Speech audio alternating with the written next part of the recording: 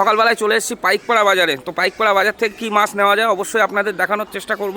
চলুন ভিডিওর সঙ্গে থাকুন। এই যে এখানে তারকদা আছে, তারকদার কাছে কী মাছ আছে?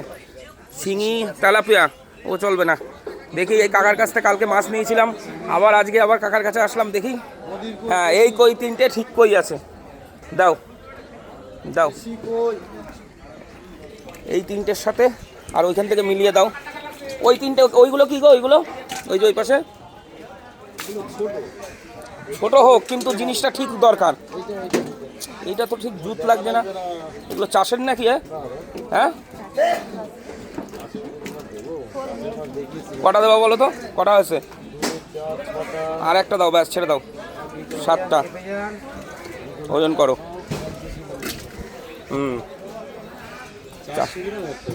হ্যাঁ, 500।